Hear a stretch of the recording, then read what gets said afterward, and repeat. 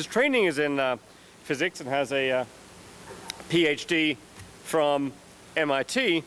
He's also he's worked pretty heavily in fields such as earth sciences and space sciences, as well as in the information sciences. For many years at George Mason University. Now he's at Chapman University as a dean and vice chancellor. For this group, though, I think he's especially well known for his books, which connect consciousness to themes both in physics and in the broader realm of spirituality. One book being the Conscious Universe, another book being the Non-Local Universe, and another one on integrative approaches to science. So this is a theme he's really been developing, and just in time we have the talk. So Menas today is going to be talking about what the physics and metaphysics have to say about consciousness, future science, and the emergence of holism. So please welcome Menas. I'm going to, first of all, thank the organizers. Thanks, Stuart and Dave, for the invitation. And in full disclosure, I will say that I'm a physicist, I'm a scientist, and I dabble in the metaphysical. Okay, so in fact, we can be very successful scientists and pursue other forms of knowledge, as I think the previous speaker, Len, just indicated. It would be an interesting conference if instead of having a juxtaposition between science and metaphysics, it was a juxtaposition between science and art. That would be a different kind of audience, a different kind of arguments, and I would still be here because I actually love art and I do art. So in a way, I sort of don't like to be put in a category. So this category of being spiritual, I would say that I'm a scientist. I do quite a good science.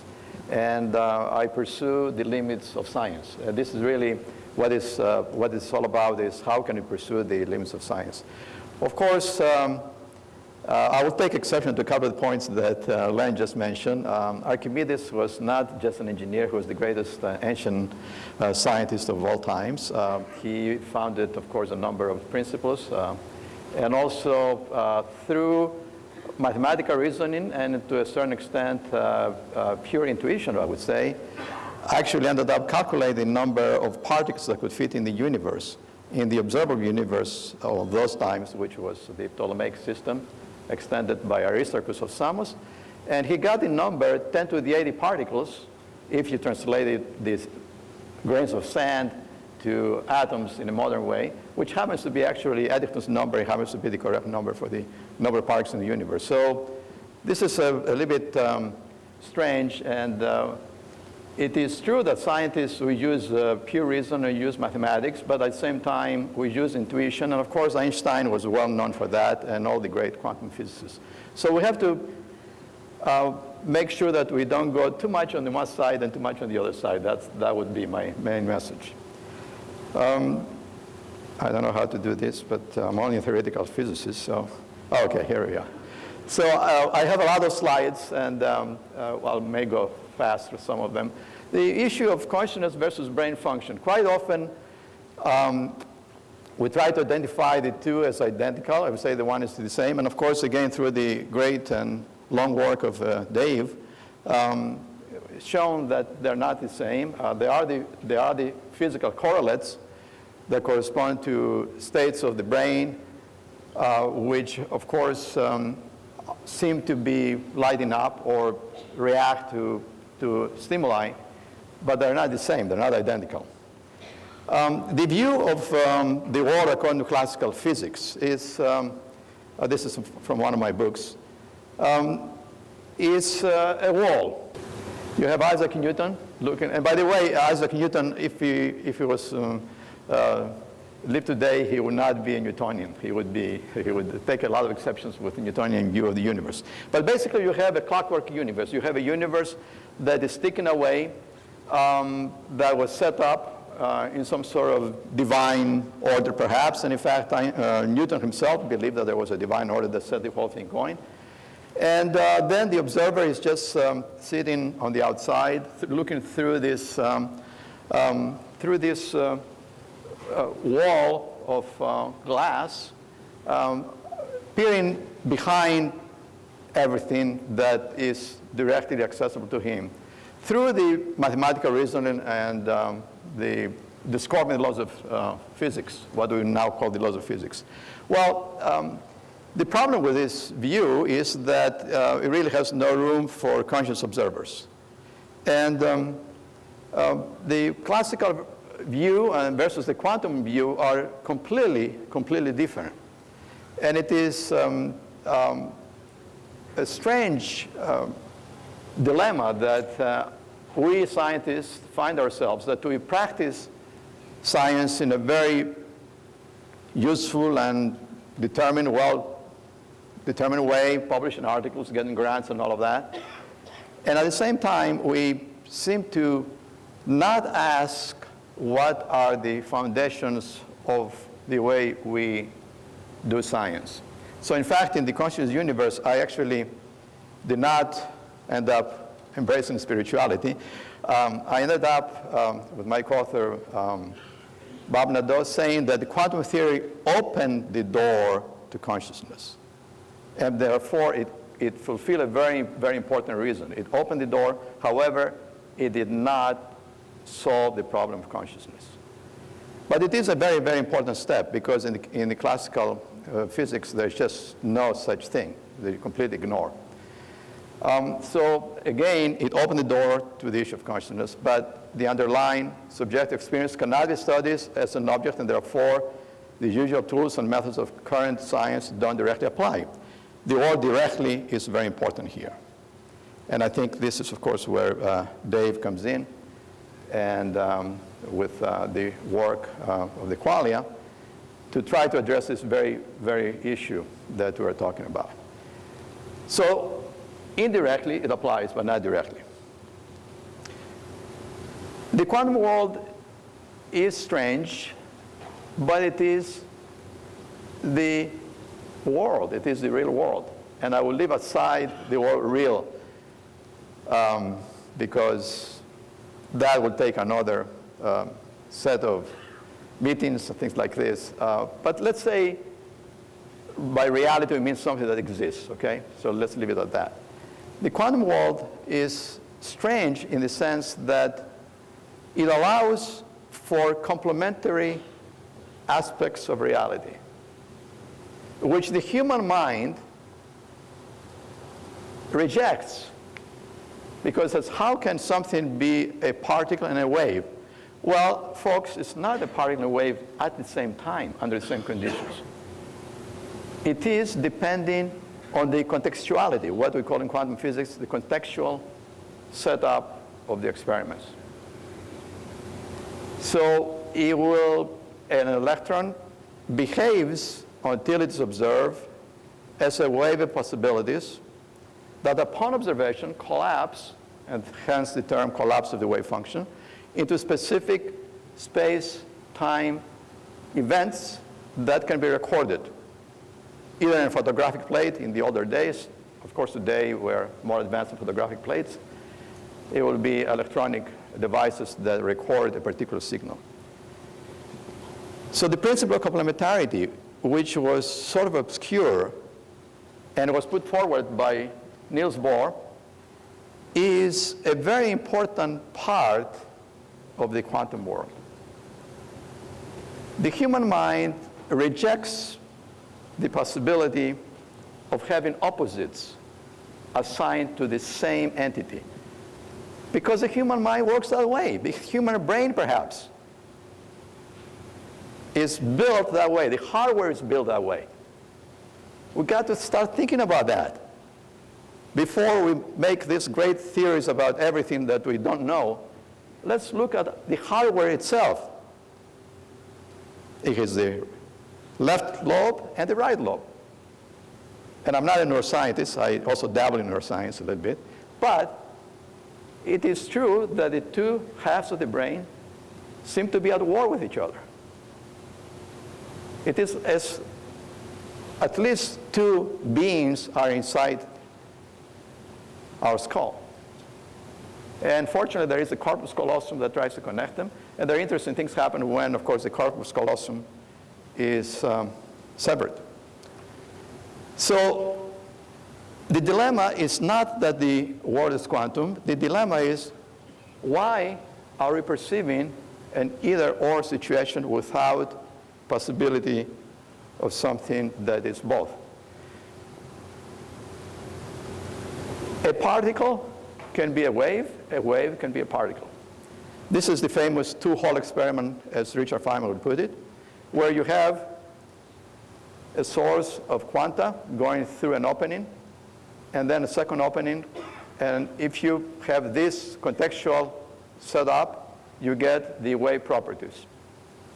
If, on the other hand, you would say, well, this is not satisfactory, I want to know exactly through which opening it went through, and you put a detector, a photon detector, which goes click every time a photon goes through, the pattern completely disappears.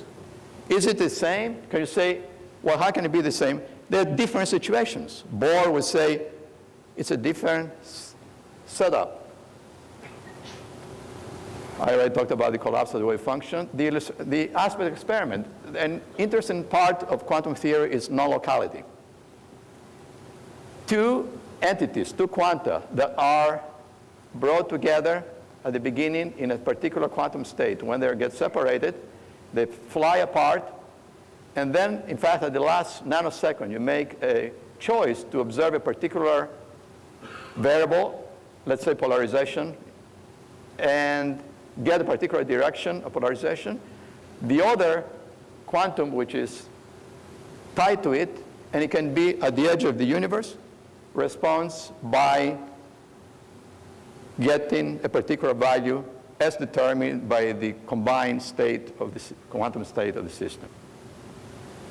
However, in linear Schrödinger equation, in linear quantum theory, you cannot send signals that way.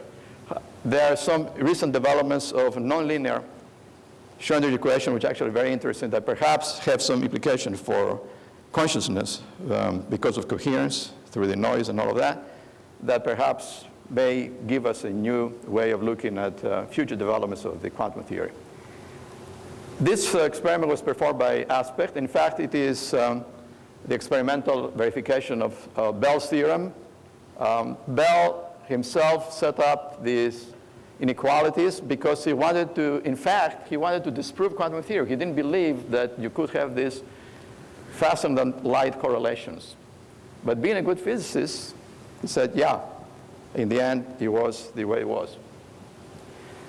Another strange aspect of quantum theory is delayed choice experiment. It was proposed by various people, but perhaps more eloquently put together by John Archibald Wheeler. Basically, you can sort of decide after the photon has gone through the two openings whether to open the second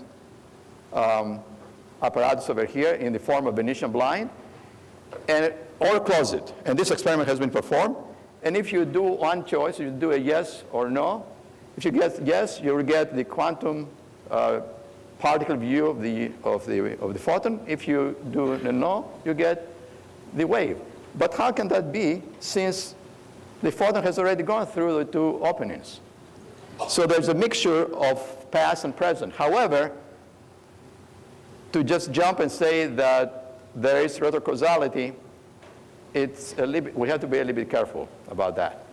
And there's another discussion we can have a long time over this issue of correlation of temporal behavior. At Planck scales, things break down because space-time itself breaks down. And so far, attempts to combine quantum theory and general relativity have failed.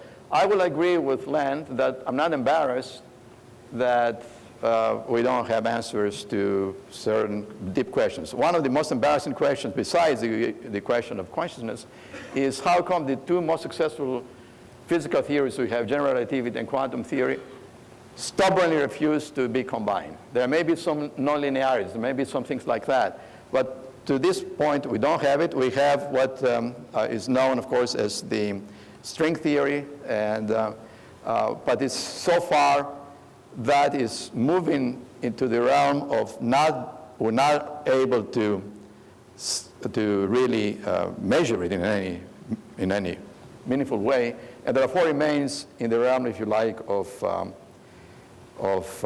mathematical speculation, which is fine for the time being.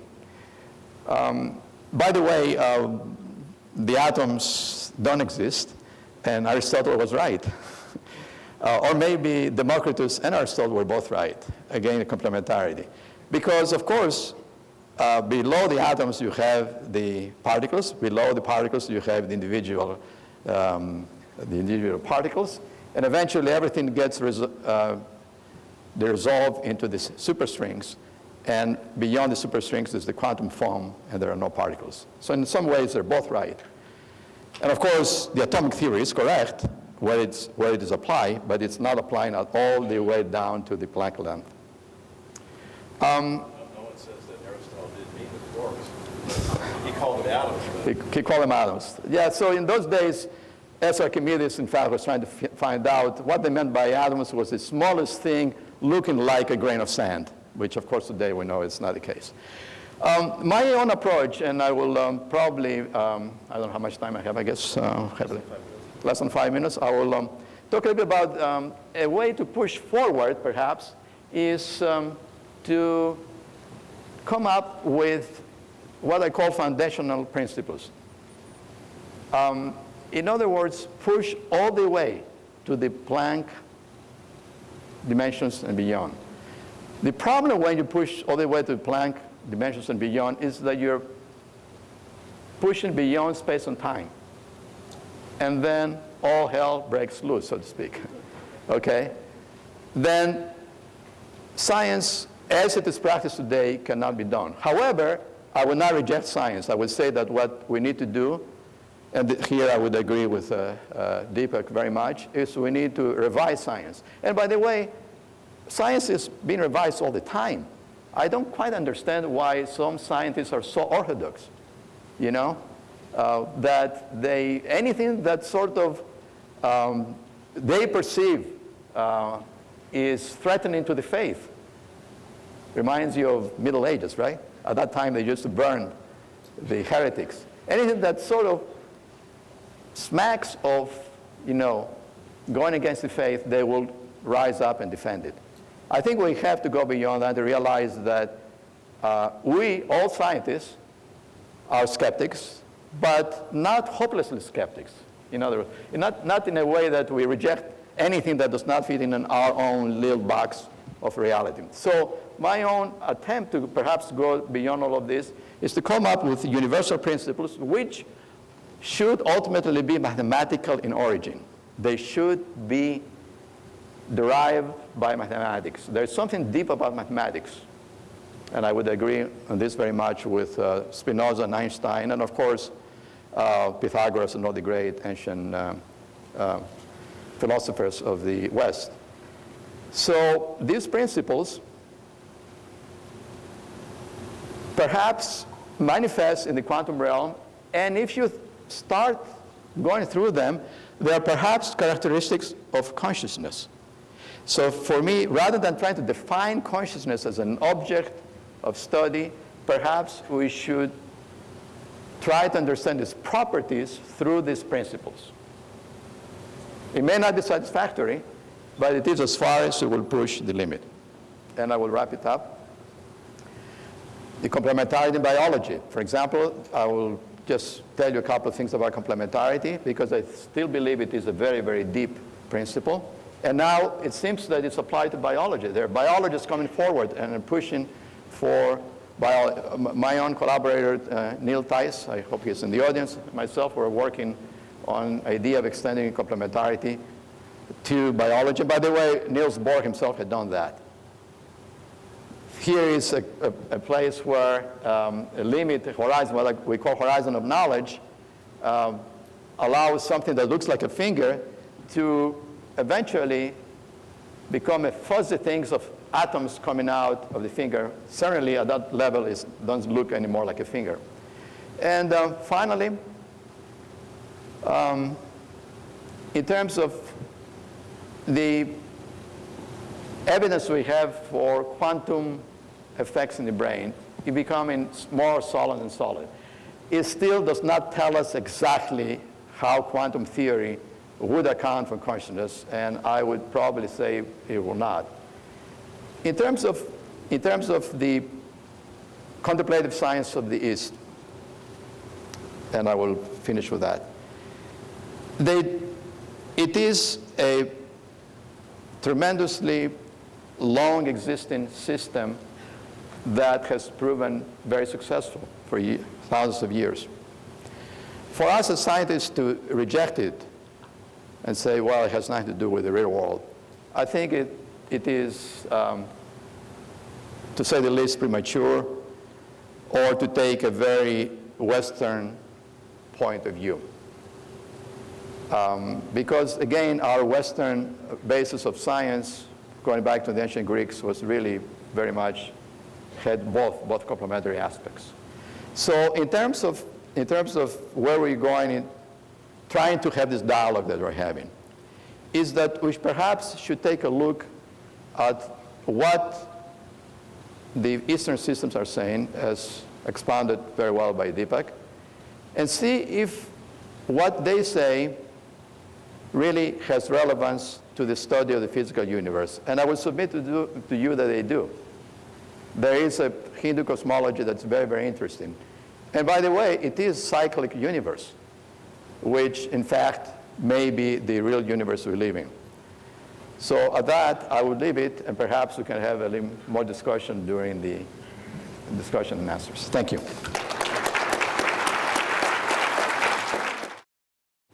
Okay, so thanks, Menas. Now, so for our fourth speaker, it's a pleasure to introduce Sue Blackmore. So I was thinking about setting this up as having in the red corner we'd have the scientists, in the blue corner we'd have the spiritualists, and in the red and the blue and the green corner we'd have Sue Blackmore. So, so Sue has a background in started off as a psychologist. Actually, she got her PhD working in parapsychology from Sussex from Surrey around 1980, and did work investigating parapsychology before coming to have a reevaluation of the field, and then has gone on to take quite a skeptical approach to parapsychology, writing important work that's critical of the field, including a book on near-death experiments, a book called Test Your Psychic Powers, and I don't know how many of that one sold under false pretenses, but... I think the readers were pretty canny, and they realized it was how to test the powers and find they don't exist. I see. So they didn't buy it, no. Okay. In more recent years, she's left that area behind and done important work in other fields. Many of you will know her work on memetics, in, for example, her book, The Meme Machine. And in the last few years, she's written some quite important books on consciousness. Maybe most important among them, the first really well-done, well-executed, comprehensive textbook of consciousness, An Introduction, that I very much recommend to you. I think a new edition of that one just came out last year. There's also a book, Conversations on Consciousness, of interviews, Zen and the Art of Consciousness, came out recently. And for those who found consciousness an introduction too difficult, there was a consciousness, a very short introduction. Sue's been a wonderful contributor to the Tucson conference for many years. I think first came back in '96 and came back very regularly to many of the conferences until a few years ago when she stopped coming very sadly maybe about 6 years ago, on the grounds that she couldn't justify the carbon footprint of flying all the way from the UK to Tucson to speak at a conference. But this time, at this conference, I devised the surefire way to actually get Sue to come speak at the conference. I said that if she didn't accept the invitation, I would invite someone from even further away. And that therefore, by coming to speak, she's doing the Earth a favor. So please welcome Sue Blackmore.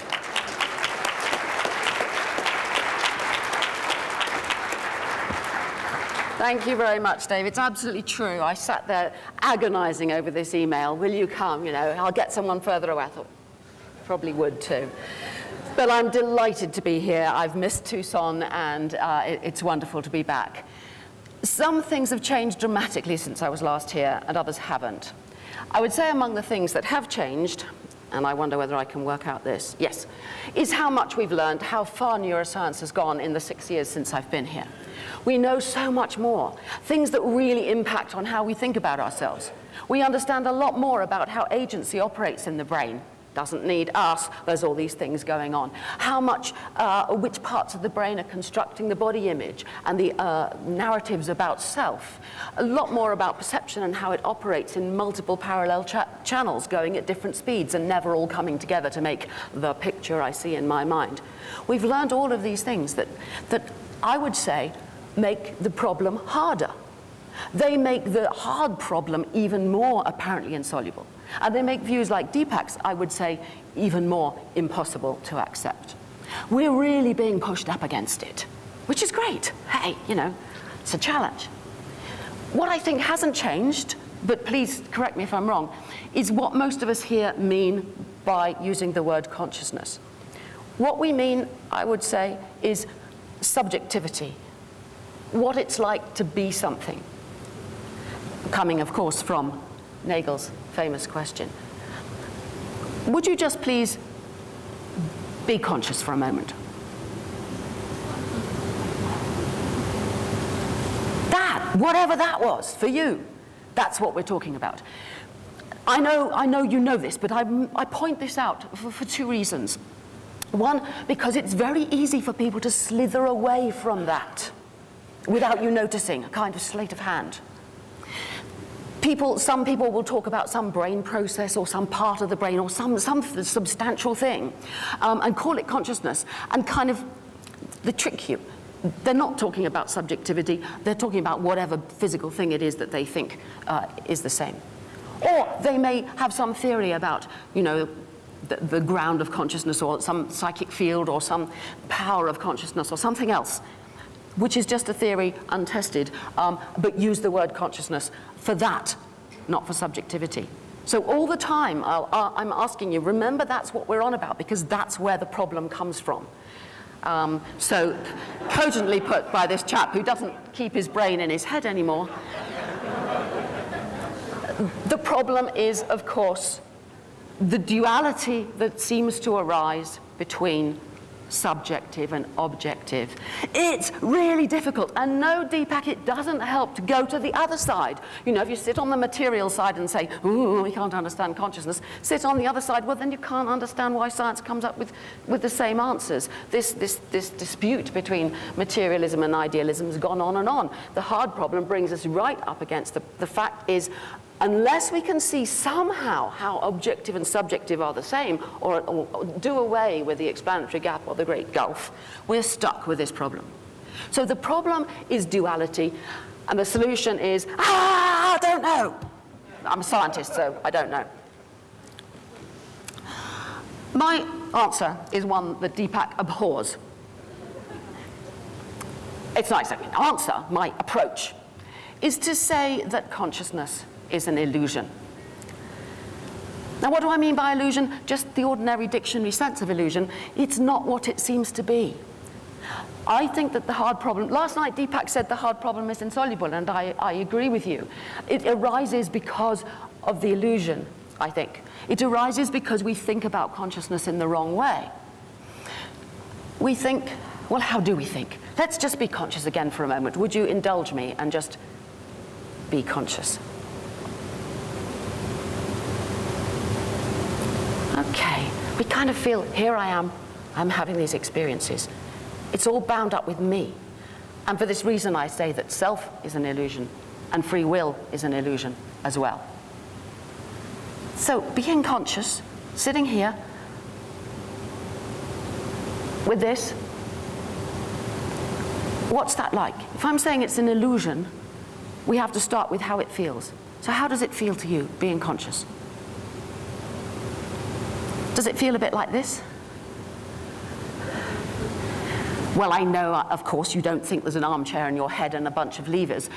But I submit that for most of us, most of the time, not everybody and you know, so on, but for most of us, a lot of the time, this is how it feels. Kind of, well, this is my body, this is my foot over here.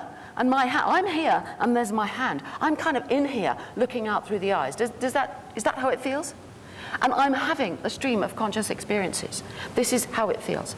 This is what I'm saying is an illusion. This is, of course, what Dennett called the Cartesian theatre, which cannot exist because the brain doesn't work that way. It doesn't have a middle where everything comes in to where there's me and I can issue the orders and it goes out. There's multiple parallel things going on, which is why it seems pretty obvious that free will is not what it seems to be, because there isn't a me sat in the middle operating the levers. Now, Dennett explained all this very cogently in Consciousness Explained more than 20 years ago. How many of you have read Consciousness Explained? Oh, wonderful, excellent, lots and lots. I thoroughly recommend it to those who haven't. Not necessarily that you have to agree with him, but it is a very well worth reading book. But it's produced a lot of comment. Dan Dennett is the devil, said Burton Voorhees. Burton, are you here? He's been at many Tucson conferences, no? A lot of people would agree with him. Poor Dan. He doesn't really seem that devilish, does he? I took this picture at a diner not far from here a few years ago when he and I had just over lunch had a wonderful argument about consciousness. But the reason a lot of people feel that he must be the devil or is devilish is because he says you have to give up your intuitions. And I absolutely agree with him. This is the foundation of where I'm coming from and why I say all these things are illusory. Because our intuitions are wrong. Our intuitions that I'm in here, I'm in control, I own my brain, and I have mental thoughts that do things to my brain. All these intuitions, which are so powerful, are wrong, I would say, and we have to give them up. How do you give up such powerful illusions? Well, I'd like to just tell you some very personal stories about how I gave them up. In two ways. One through my scientific work, and one through my personal practice. But oddly, these two strands in my life that seem so far apart for much of my life, actually started in the same place and have kind of come back to the same place 40 or so years later. They began with an extraordinary, uncalled for, spontaneous mystical experience. I was just sitting around one night with some friends, listening to music and going down a dark tunnel towards a bright light, when one of my friends said, "Where are you, Sue?" And I was like, "Oh, where am I? Oh, I can't say I'm in a tunnel. Oh, where am I?" I tried to get myself back to the room where I knew I was, and lo and behold, I'm on the ceiling, or I seem to be on the ceiling, and I'm looking down at what's going on there. So this was, if you like, a classic astral projection experience, and stayed so for a while. The whole experience went on for a couple of hours, and I seemed to travel around over the roofs of Oxford and go to all sorts of other places. But gradually things changed, and I ceased being a kind of double astral body or something, and became all kinds of other things, and ultimately met various beings that seemed to tell me things, and all kinds of things happened, but eventually it just fell into a simple mystical experience of oneness, that I and the universe were the same, not separate. All of this as a 19-year-old student, I had absolutely no idea what was going on. But what I did know was that this was more real seeming, more vivid, more right somehow than anything that had ever been in my ordinary waking life. And it made me think, I've got to understand this. Ordinary life seems somehow blurry and unreal by comparison. What on earth is going on? Nothing in the physiology and psychology I was studying then at Oxford helped me in the least. And so I conceived the idea that I was going to become a parapsychologist and prove all those closed-minded scientists they're wrong. There's the astral realm and there's the psychic powers. And I jumped to all these conclusions, which now I think were wrong. But I'm not angry with my foolish 19-year-old self for jumping to those conclusions. I can understand why. And indeed, the fact that I jumped to them has helped me subsequently to understand easily how other people jump to the same conclusions when they have these experiences. What conclusions? Well, obviously, if I'm floating around the world without my body, then I am not my body. I'm something else. I'm a soul or a spirit. And if I'm floating off there and I don't need the body, well, when the body's dead, I'll survive afterwards, won't I? And I'm in this psychic realm where I seem to be able to see everything, so obviously there's telepathy and clairvoyance and psychokinesis and precognition, all these things. And I conceived this grand memory theory of ESP. And luckily, and through hard work, I managed to get a job, fund my way through a PhD, and do many years of research on parapsychology. No one could have been more motivated than I was to prove, disprove, test, do anything with these ideas to find out what was going on. And what did I find? Well, first of all, as Dave has already mentioned, I didn't find any paranormal phenomena, not one little scrap of any convincing evidence. And I had to change my mind. And that's the essence of being a scientist. It's actually very difficult, and there are scientists who resist it, but on the whole, it's what you have to do. That's what makes you want to be a scientist, really, is that you really care about the truth underlying things, and you will go through that painful, ghastly process of having to change your mind if you're wrong. For me, my whole person was bound up with being Sue Blackmore, the one who believes in all these psychic weirdo stuff. You know, that's who I was. And I had to change in the face of the evidence. But what I then did was to learn a lot about why people and how people have these experiences. And at the time, we knew very little about out-of-the-body experiences. I'm happy to say all this time later, with the neuroscience we now know where in the brain they're generated, how, and under what circumstances, what they have to do with the distortions of the body image, and so on. And it's wonderful. It's wonderful now to have the methods for answering these things. So my scientific life, I gave up the parapsychology.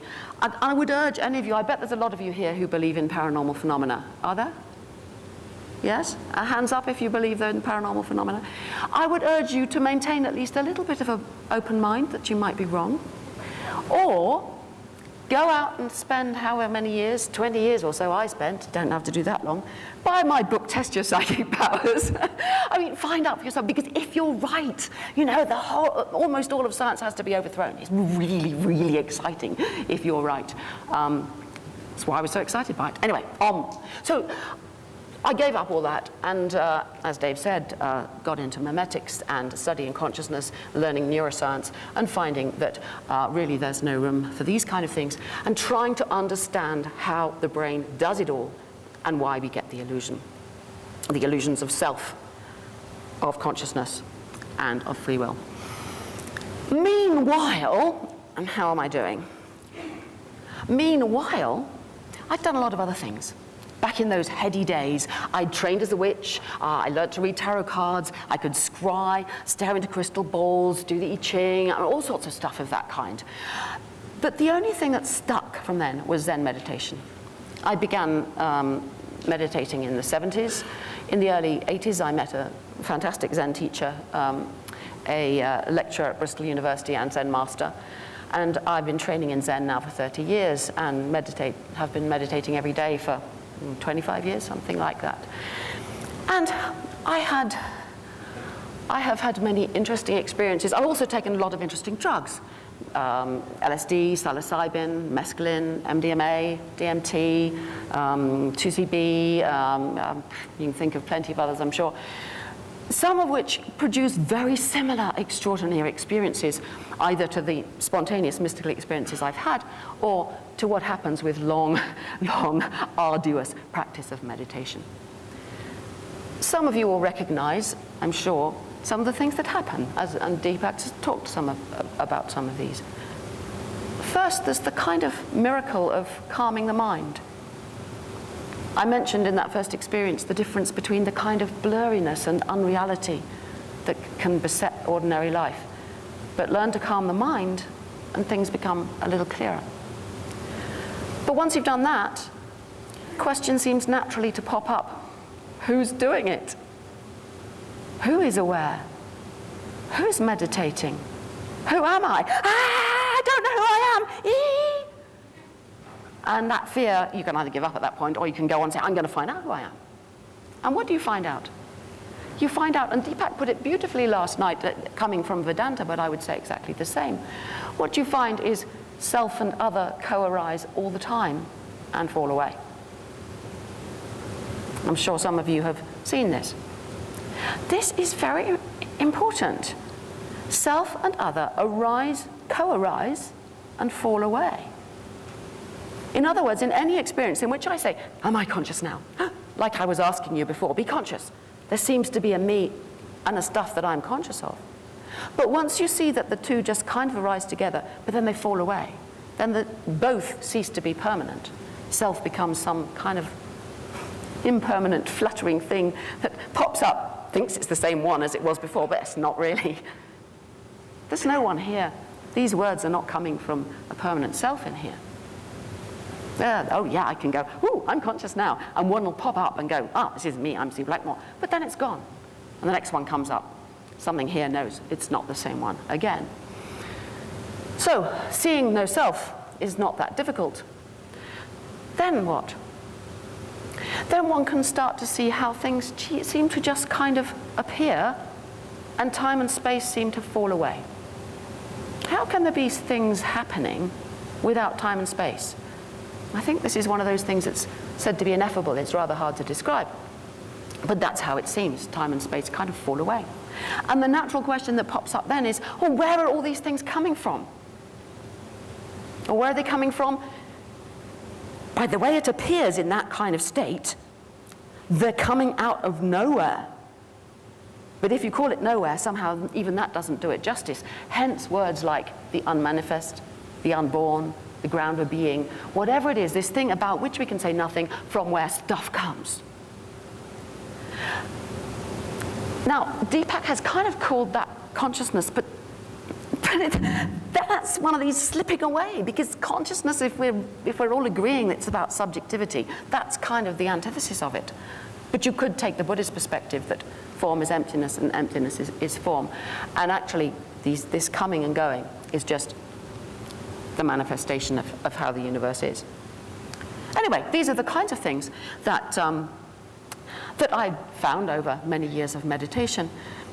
I want to tell you about, how much time have I got? You have 2 minutes and 3 I better seconds. not tell you about this then. Because I want to come back to what I've learned of Deepak's views from last night and from reading some of his works. He talks about monism. Like me, he says we shouldn't be dualists. This is the problem, is dualism. He says self, as I said, self and other co-arise and fall away all the time. There's no separation between mind and body. I'm not talking dualism, he said last night. But actually, he is talking dualism. How do you wiggle your toes, he asks. Isn't your mind sending an order to your feet? No, it isn't. If you say there's mind and brain, and one is influencing the other, that's a dualist. That's being a dualist, a straightforward dualist. I mean, that could be right, but I don't think so. I disagree with him on that. Before a brain can register a thought, a mind must think it. Every step of the way is mind over matter. Well, if it is, we've got the hard problem, and you're not going to escape it, because that's where the problem comes from. In his books, Reinventing the Body, Resurrecting the Soul, he talks about the soul. And the soul is, of course, the epitome of a dualist view, that I am not an illusion appearing out of a body that is part of a unified universe. I'm something separate. I'm something distinct, something different, something that can operate on it. The problem is right there. And if you think that perhaps that book was long ago and he's changed his mind, again, more recently, he says, knowing who you really are, you are a soul with all its divine attributes.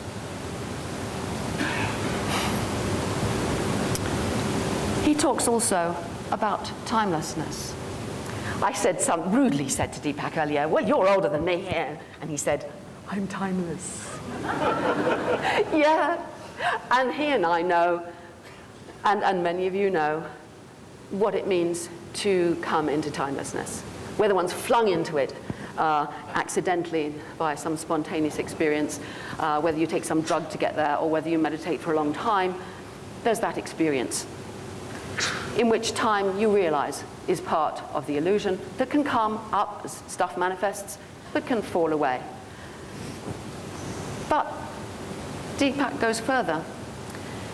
He actually says that in these moments of transcendence, when time stands still, your biological clock will stop.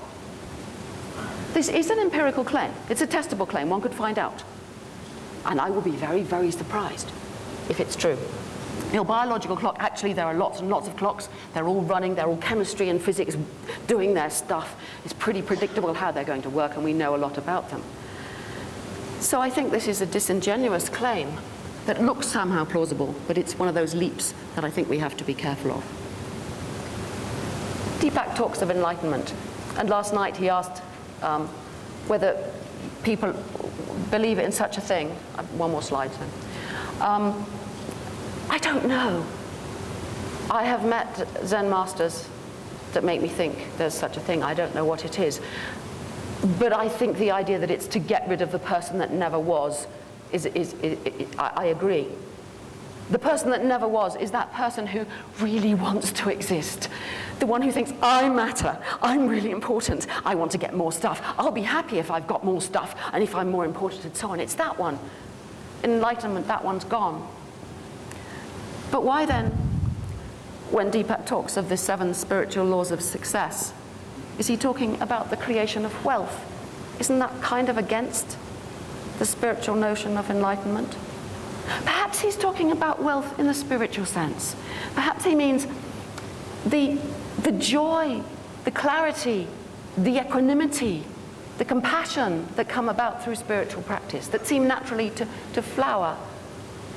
But no, he doesn't actually. He means we can control the flow of money in our lives. It's bringing back the dualism, the me who wants stuff and who's going to get it.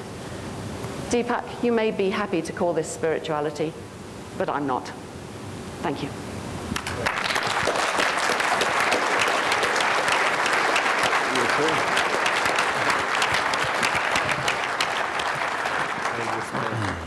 Okay, so now I think we have an opportunity for the panel to discuss with each other, followed by some questions from the audience. But I think if people on the panel might want to respond to each other, for example. Yeah, I'd like Deepak. to respond.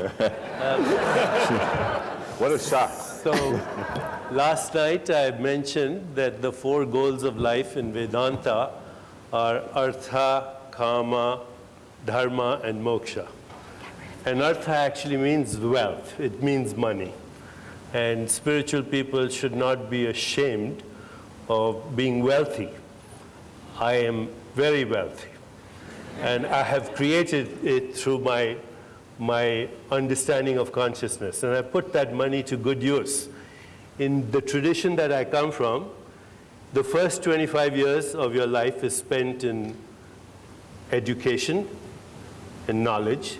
The second 25 years of your life is spent in making money and achieving success. The third 25 years of your life, which is where I am now, is spent in giving it back. And I have a foundation that feeds 1.5 million children every day and sends them to school. Okay? And the fourth phase of life is giving it all up and trying to achieve transcendence, enlightenment. So I'm very well on the path that I started out on, and I'm not ashamed of it. Secondly, you say, what's empirical evidence that the biological clock might stop in transcendence? Well, Susan Blackmore, who's this Susan Blackmore, but there's another Susan, what's her name right now? I'm skipping. Greenfield? Elizabeth, the one who won the Nobel Prize in 2009. Blackburn. So Elizabeth Blackburn did a study on meditators who are regularly transcending. Within 4 months, their telomerase enzyme goes up by 30%. That's consciousness influencing enzyme activity, which is based on genetic modulation. If today neuroplasticity can show you that you can consciously influence the structure and form of your brain, that you can consciously activate certain genes and shut off other genes, then it definitely proves that consciousness is primary. And I am not a dualist, even though the language we use is dualistic, because that's how we use language. Every time you say I had this idea, or he says the idea has changed over time. What are you talking about? Where are those ideas? If Daniel Dennett's book, Consciousness Explained, should be actually called Consciousness Explained Away. Because that's what he does. And that's what Susan did right now. She explained it away by saying it's an illusion. And yet, she's a conscious being who's giving a lecture. Who was giving the lecture? The whole universe is doing it. There's not somebody else. Well, that's precisely the goal of enlightenment, to get rid of your ego self. And that's what all of Vedanta is about.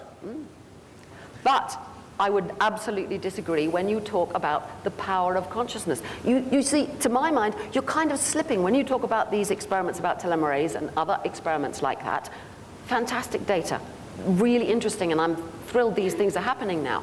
But you interpret it as the power of consciousness to affect these things. I interpret it as part of a body doing certain things, behaving in a different way. A whole integrated mind-body machine is changing, and doing meditation changes thoughts, which are just part of what's going on in here. Doing meditation has profound effects, but it's nothing to do with the power of something called consciousness.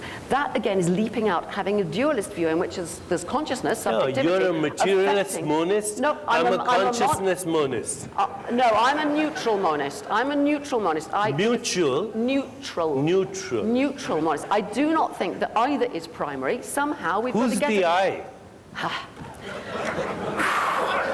Right.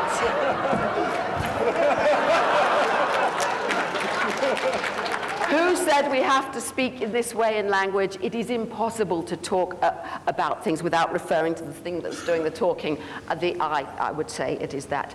Trapped by our language we are. Isn't the question at basic level whether or not, if I observe you, forget about the person observing, who's the observer, the observed, you can't observe yourself, conscious observing itself. I'm looking at Deepak, okay, or any other person, right? You're looking at yourself as as Deepak. Deepak. Let's not get into a semantic discussion. I'm not going to go there. I'm looking at this phenomenon, this physical thing that we may call a Deepak. And the question is, the way you're standing, holding your shoulder down low, the smile on your face, whatever I'm seeing, or your decision to turn just now toward me. You're reading consciousness. Wait. The question is all this a manifestation of physical processes going on inside your brain and your body that are governed by the laws of physics, the same laws that govern everything else, non-physical, non-human universe? Or is it not? Is there something else there? So when you turned toward me, was that a manifestation of physical things in your brain? Or was there whether you call it whatever you want to call it, a soul or consciousness, was there something else going on that cannot be explained by the physical processes in your brain, which are deterministic? It was an intention. I only give you A and B, and you're giving me C as the answer. Because that's one of the definitions. I don't accept that on the neurosis. test. You cannot tolerate ambiguity. That's vagueness. A definition of neurosis is the inability to tolerate ambiguity. Okay? And that's what complementarity is, by the way. But pseudoscience is the inability to use concrete, non-vague terms, and we don't want to go there. Yeah. Concrete is a frozen moment of attention. There is nothing concrete in the universe. It's all a flowing movement. But can we use terms that are well defined or by or whom? Not? I mean, I don't care who defines them. There's a tradition that defines terms totally differently than the 400 years tradition of science. Can we agree that there are some things that science is called the laws of physics? Yes. Okay. Can we ask where do those laws come from? I'm not asking that. Why are there laws? I'm not Are the asking laws that. not Deepak, structured in our consciousness? be honest with me, Deepak. What I'm saying is,